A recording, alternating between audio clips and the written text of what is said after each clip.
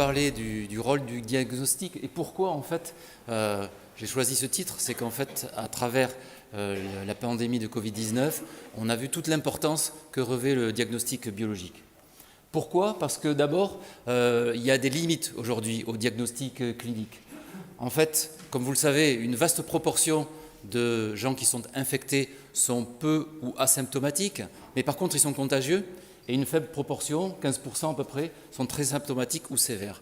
Donc ça, c'est la première raison qui montre qu'on doit aussi se préoccuper de tous ces gens qui sont asymptomatiques ou peu symptomatiques, mais qui excrètent du virus et qui contaminent. Et d'autre part, les infections symptomatiques, les formes cliniques sont souvent assez frustres. De la fièvre, un syndrome grippal, il y a quelques manifestations comme la perte du goût, la perte de l'odorat qui sont plus caractéristiques, mais néanmoins, ce n'est pas pathognomonique de l'infection au SARS-CoV-2. Par contre, il existe bien sûr des formes sévères, mais qu'on peut retrouver aussi dans d'autres infections. Donc, ce qui est vraiment important, c'est de voir la nécessité et l'importance du diagnostic biologique. Donc, ce diagnostic biologique de la Covid-19, comment il se découpe? Tout d'abord, et ça a été la première mise en œuvre d'une solution diagnostique, c'est vraiment la détection du virus qui peut se faire de différentes façons. Tout d'abord, c'est par la détection du matériel génétique, c'est un virus à ARN, et donc tout le monde maintenant est capable de parler de PCR ou de RT-PCR. En fait, c'est une méthode qui permet de dupliquer des copies de matériel génétique. Après RT, reverse transcription, c'est-à-dire c'est un virus à ARN, on est obligé de passer par un brin complémentaire en ADN pour faire cette multiplication de copies. Mais il existe d'autres techniques aussi qui sont acceptées au niveau du matériel génétique. Les sociétés scientifiques, les recommandations sont de cibler plusieurs régions pour éviter justement ces phénomènes de variation, de mutation qu'on peut observer et garantir la qualité de ces tests. Ensuite, il existe d'autres tests qui sont basés sur la détection du matériel antigénique de ces virus, et notamment des tests antigéniques qui vont cibler soit la protéine spike, comme le mentionnait tout à l'heure le professeur Bruno Lina, ou la spike plus la nucléocapside. Et on verra comment s'organise la complémentarité de ces différentes solutions. Ensuite, on peut aussi avoir recours à la présence d'anticorps induits par l'infection et la vaccination, sont les tests sérologiques. Donc là, il existe différentes possibilités. Quand on veut faire un suivi vaccinal, sachant que la plupart des vaccins aujourd'hui sont dirigés pour synthétiser des anticorps anti-spike, on va faire un test sérologique anti-spike. Il y a différentes possibilités, de la spike dans son ensemble, ou la région RBD, qui est une région très importante et la cible d'anticorps neutralisants. Ou alors, si on veut voir si quelqu'un a été infecté, mais qu'on veut le distinguer d'une réponse sérologique, on peut faire un test vis-à-vis de la nucléocapside au niveau des tests sérologiques. Ensuite, alors la surveillance, ce n'est pas du diagnostic à proprement parler, mais comme on l'a vu tout à l'heure, c'est vraiment très important pour suivre l'évolution de la pandémie. Et là, il y a deux approches. C'est le criblage ciblé, qui va venir détecter des mutations bien précises qui sont liées à l'augmentation de la transmissibilité ou un risque d'échappement immunitaire. Ça, c'est la stratégie en première intention, mais la méthode de référence, comme on l'a vu au préalable, c'est le séquençage de l'ensemble du génome viral qui fait 30 000 bases et qui permet de détecter très finement les moindres variations qui peuvent apparaître sur ce virus. Enfin, et ça c'est plutôt au stade de la recherche, j'en parlerai à la fin, on sait qu'avec l'infection au SARS-CoV-2, il peut arriver d'avoir des déséquilibres de la réponse immunitaire, qu'elle soit innée ou adaptative, et on travaille aussi sur des solutions diagnostiques qui permettent de mieux prendre en charge ces patients à risque d'évolution grave. Alors comment ça se passe dans la vraie vie, tous ces tests biologiques? D'abord, en ce qui concerne les tests par amplification d'acide nucléique, RT-PCR, en général ça se fait sur des plateaux techniques au niveau des laboratoires hospitaliers, mais des laboratoires aussi privés. Il faut savoir qu'au début de la pandémie, la plupart du diagnostic était réalisé en milieu hospitalier. Maintenant, 75% des tests sont réalisés par les laboratoires privés. Donc on a affaire à des automates qui permettent de traiter des échantillons par lot. Certains de ces systèmes permettent de traiter 1000 échantillons par jour. Et ces automates peuvent aussi réaliser soit des tests en monoplex, c'est-à-dire uniquement détecter le SARS-CoV-2, ou dans le cas d'infections respiratoires, il peut y avoir aussi d'autres virus, type grippe A, grippe B, le virus respiratoire syncytial. Donc on a des approches dites lowplex, avec un certain nombre de cibles, ou on peut avoir jusqu'à des approches dites high multiplex, c'est-à-dire qu'on peut avoir le SARS-CoV-2 en association avec une vingtaine ou une trentaine d'autres pathogènes qui peuvent être trouvés aussi dans les infections respiratoires. Et chacun trouve sa place, les grandes séries sur les automates de haute cadence, et puis pour les approches dites syndromiques, pour des cas particuliers, des patients immunodéprimés avec un risque d'aggravation. Donc ces solutions-là sont particulièrement efficaces, très sensibles, très spécifiques. Elles sont bien adaptées pour les patients symptomatiques et asymptomatiques. Le temps d'analyse diffère, mais peut aller de 1 à 5 heures en fonction des automates, s'il y a une extraction qui est indépendante de l'amplification et de la détection. En ce qui concerne les tests antigéniques, ils sont venus compléter cet arsenal de tests de biologie moléculaire et ils trouvent tout à fait leur place. Alors il y a tout un vocable, hein, les TDR, les tests de diagnostic rapide, qui sont opérés dans les laboratoires par du personnel et des personnels qualifiés au niveau des laboratoires de biologie. On peut avoir aussi des TROD, tests rapides d'orientation diagnostique, qui sont réalisés par des personnes qui ne sont pas des biologistes, mais qui sont qualifiées et formées, et qui peuvent être utilisés en EHPAD. On a aussi des autotests qui sont réalisés par les patients eux-mêmes. L'avantage de ces tests, qui sont simples d'utilisation, ils requièrent uniquement 15 à 30 minutes d'opération, ce sont des tests dits d'immunochromatographie. Par contre, ils sont quand même moins sensibles en général que la RT-PCR et ils sont plus performants sur les patients symptomatiques. Mais néanmoins, ils sont adaptés parce que ce sont des tests qui peuvent être utilisés de façon unitaire et qui sont bien appropriés dans certaines localisations, comme dans les EHPAD par exemple. Alors les tests sérologiques, ils ont eu un peu de mal à trouver leur place et encore aujourd'hui, leur indication est assez limitée.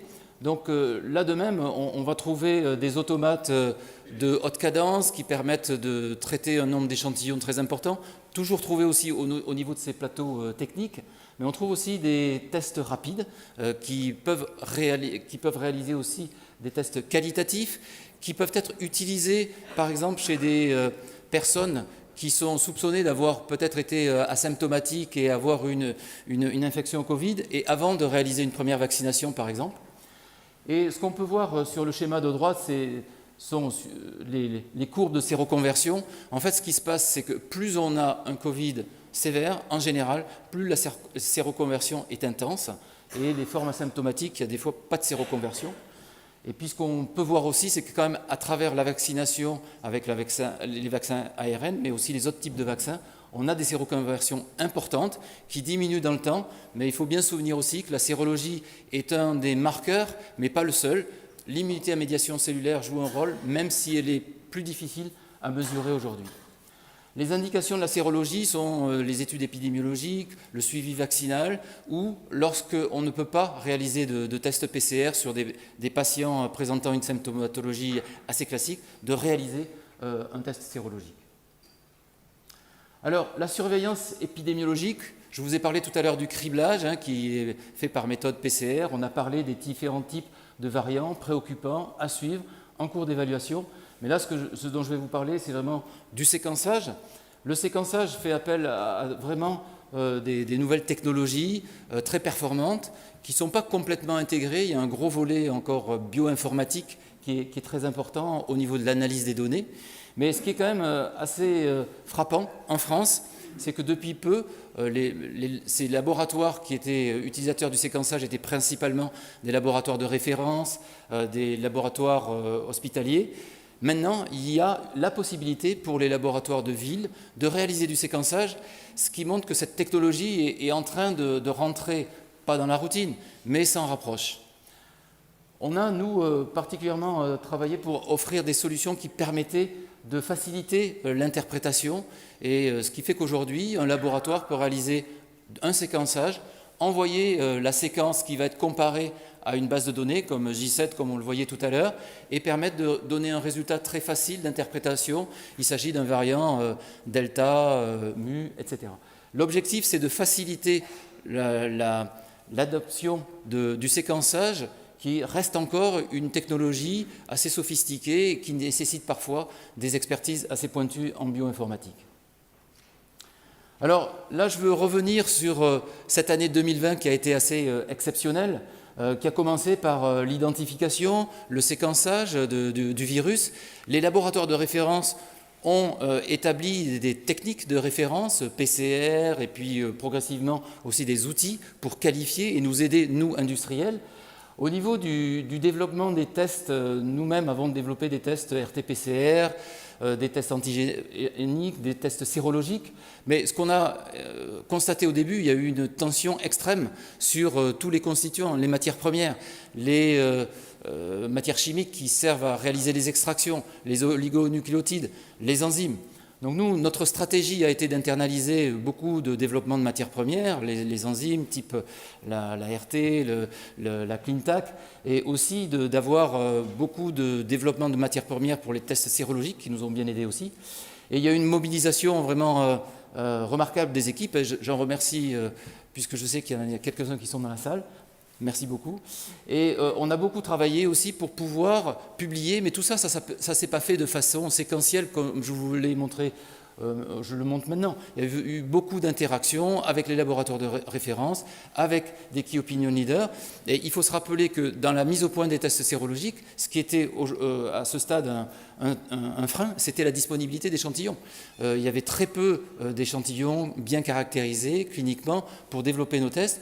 Heureusement, on a pu faire des contrats avec des laboratoires de référence, avec des hôpitaux. Je me rappelle avoir eu une discussion avec la PHP un vendredi soir, et le lundi, on avait quand même des échantillons qui nous avaient servi à commencer le développement de nos tests. Ensuite, ça a été le développement des capacités industrielles, la montée en puissance, et puis former, développer le personnel et des investissements importants. Après, ça a été toute la phase d'autorisation de la part des différentes agences, avec différentes modalités. Au niveau des États-Unis, il y a un process qui est assez pratique, qui est l'autorisation en cas d'urgence pour répondre à des situations de pandémie. Donc on soumet un dossier qui est assez conséquent, mais c'est assez simple en termes de procédure. Et la FDA a reçu 4000 demandes d'autorisation d'urgence pour le Covid-19. Au niveau de l'Europe, c'est le marquage CE. Chaque pays avait un petit peu sa philosophie en termes d'évaluation des kits au préalable, en plus d'un dossier de marquage CE. Bon, tout ça, ça s'est fait au fil de l'eau parce que même les autorités elles-mêmes définissaient les critères en fonction des connaissances et des connaissances scientifiques. Donc tout ça, ça s'est fait vraiment de manière contiguë, un peu de façon, je dirais, anarchique un peu de temps en temps, mais enfin on y est arrivé avec tous ces efforts. Et après, il faut souligner aussi les investissements au niveau des hôpitaux et des laboratoires biologiques privés. Aujourd'hui, ça semble évident, mais un automate de RT-PCR, c'est 200, 400 000 euros. Certains laboratoires ont investi sans savoir quelle serait la politique vraiment en termes de tests, quelle serait la politique en termes de remboursement. Donc il y a eu une prise de risque aussi à ce niveau-là. Et enfin, ça a été le passage vraiment en routine. Et là, je veux souligner aussi les masses d'informations dont on dispose. Au niveau de Santé publique France, c'est une mine d'informations. Toutes les semaines, vous avez des statistiques de tout ce qui est fait en termes de diagnostic, d'évolution des variants, et aussi toute la traçabilité avec l'application Tous Anti-Covid, et au niveau mondial avec ce qui est fait au niveau de l'OMS. Donc, le diagnostic en routine avec la montée en puissance au niveau des biologistes et aussi de manière délocalisée, par exemple, en pharmacie. Mais voilà, on voit tous les acteurs qui ont été intégrés. Il y a vraiment eu beaucoup de synergies faites entre les différents acteurs. Et je n'oublie pas quand même à la fin l'État. Il faut quand même se rappeler qu'en 2020, le budget du dépistage a été de 2,2 milliards en France et il a été de 5,5 milliards cette année au budget 2021. Donc un effort important pour favoriser le dépistage, pour favoriser le diagnostic et pouvoir mieux identifier, tracer, isoler. Alors, ces deux graphes vous montrent un petit peu l'évolution. Sur la gauche, il s'agit de statistiques en France. Au mois d'août, on voit qu'il y a eu un pic de 6 millions de tests réalisés par semaine. Rappelez-vous les chiffres dont on parlait à l'époque en 2020, qui n'étaient même pas de 500 000 tests par semaine. Il y a eu vraiment une montée en puissance conséquente. dont une forte proportion aussi de tests antigéniques, ce qui montre la complémentarité des différentes solutions. Et à droite, vous voyez, en 2020, au niveau de l'Europe, on a réalisé à peu près 250 millions de tests, et en 2021, avant la fin de l'année, on est déjà à plus de 1 milliard de tests réalisés. C'est pour vous montrer la place qu'a pris le diagnostic dans cette pandémie. Alors, il y aura un avant et un après Covid, j'en suis sûr, au niveau du diagnostic pour plusieurs raisons. D'une part, on voit vraiment la consolidation et l'émergence de plateaux techniques. Quand on va faire un prélèvement au laboratoire du quartier, vous savez très bien que c'est uniquement un prélèvement qui est réalisé là. Le prélèvement est ensuite acheminé sur des plateaux techniques où il y a des automates qui peuvent réaliser 10 000, 20 000 tests par jour pour mutualiser tous les équipements, tous les aspects informatiques qui sont très importants aussi dans ces écosystèmes. Ensuite, c'est en même temps qu'on voit une centralisation des tests et l'émergence de ces plateaux techniques, c'est la décentralisation des prélèvements et des tests. Et ça, c'est quand même assez majeur en France, où on a vu donc la possibilité d'avoir des prélèvements et des tests réalisés au niveau des pharmacies, ou à l'aéroport de Saint-Exupéry, la possibilité aussi de faire des prélèvements et des tests. Et c'est assez nouveau. À part des tests strep A réalisés chez le médecin, il y a très peu de tests réalisés de façon décentralisée. Et je pense que c'est une tendance qui va s'accentuer, qui va dans le bon sens, parce que la prise en charge des patients de façon décentralisée est moins onéreuse, elle permet de moins encombrer les urgences, et c'est une bonne tendance. Ensuite, c'est le séquençage, et je vois que nous avons les mêmes sources d'informations. Donc c'est important de voir que l'émergence d'une nouvelle technologie, qui était surtout et qui est une réalité aujourd'hui en oncologie et en génétique humaine, devient une réalité aujourd'hui en maladies infectieuses pour l'épidémiologie et l'identification. Et enfin, c'est la rapidité, la traçabilité. Rapidité, puisque aujourd'hui le remboursement des tests réalisés en laboratoire de biologie était conditionné à la rapidité du rendu de résultats en moins de 24 heures. Et la traçabilité, c'est la possibilité d'avoir nos applications et de jouer un rôle dans le pass sanitaire. Donc une évolution vraiment majeure. Alors, deux dernières rubriques concernant la recherche et développement. Le diagnostic ne s'arrête pas à ces applications de dépistage et de diagnostic pour la prise en charge des patients, mais ce qu'on regarde aussi, c'est l'évolution de la pathologie chez certains malades infectés par le Covid.